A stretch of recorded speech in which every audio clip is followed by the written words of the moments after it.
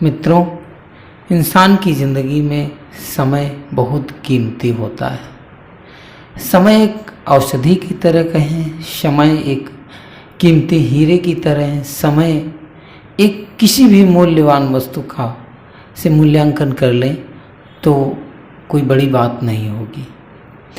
ऐसे ही ज़िंदगी में हमें कुछ चीज़ें मिलती हैं, का अवसर मिलते हैं जिनको हम भुना नहीं पाते, जिनकी पहचान नहीं कर पाते हैं और जिसके कारण हमें पछताना पड़ता है। एक कहानी आपके बीच में, कहानी बहुत प्राचीन समय की है। एक राजा जंगल घूमने के लिए जाता है। राजा जब जंगल घूमने के लिए जाता है तो वो देखता है दूर एक झोपड़ी, टूटी फूटी झोपड़ी, फटे पुराने कपड़े टंगे हुए, कुछ टूटे फूटे बर्तन।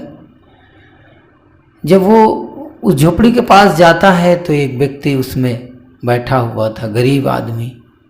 तो राजा ने पूछा कि भाई तुम कौन हो? तो कहा मैं लकड़हारा हूँ और जंगल की लकड़ी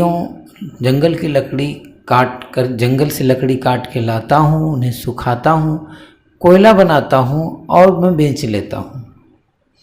तो राजा को दया आ गई उसके ऊपर में। उन्होंने देखा कि यार ये तो बहुत निहायत गरीब है, बहुत परेशान है, चलो इस पर कुछ कृपा कर देनी चाहिए। राजा ने उस पर कृपा कर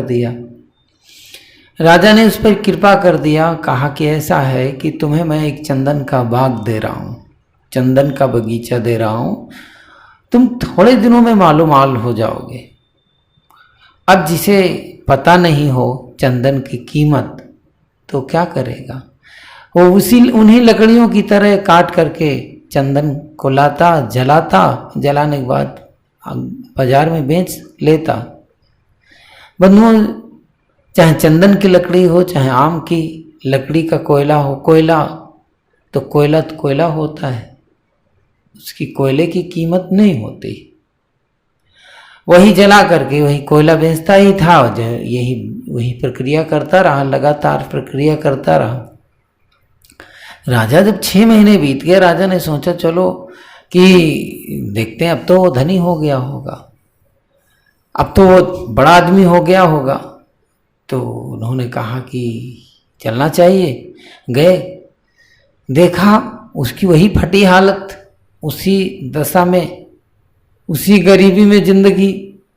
राजा को बड़ा आश्चर्य हुआ। कहा कि भाई तुमको तो मैंने इतना कीमती चंदन का बगीचा दिया था और तुम अभी उसकी बेच करके उसे पैसे से तुम धनी नहीं हुए, तुम अमीर नहीं हुए।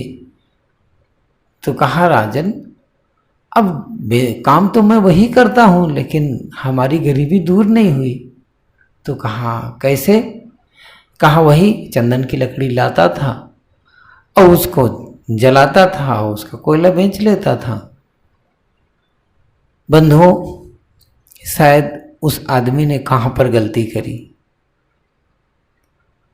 राजा ने कहा कि भैया तुम कैसे भोले आदमी हो, चंदन की लकड़ी तो ऐसे ही तुम बेचते तो तुम आज धनी हो जाते।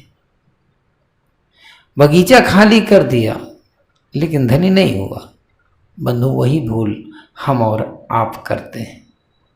क्या कि हमारे पास जो कीमती चीज़ है, समय कीमती चीज़ है, उसका सदुपयोग नहीं करते हैं, जिसके कारण बाद में पछतावा होता है, पछताना पड़ता है।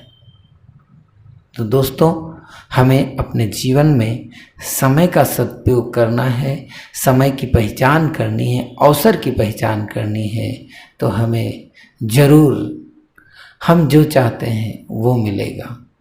जीवन में शांति चाहते हैं तो समय पर साधना, भजन के द्वारा, ध्यान, सिमरन के द्वारा अपने जीवन को कल्याण के पथ में लगाएं। जीवन का उद्धार होगा, जीवन का सुधार होगा। बस इतना कहकर वाणी को विराम। वीडियो अच्छा लगा हो हमारे चैनल को सब्सक्राइब करें और वीडियो को लाइक करें, दोस्तों के साथ शेयर करें। बहुत बहुत साधुवाद, मंगल कामनाएं।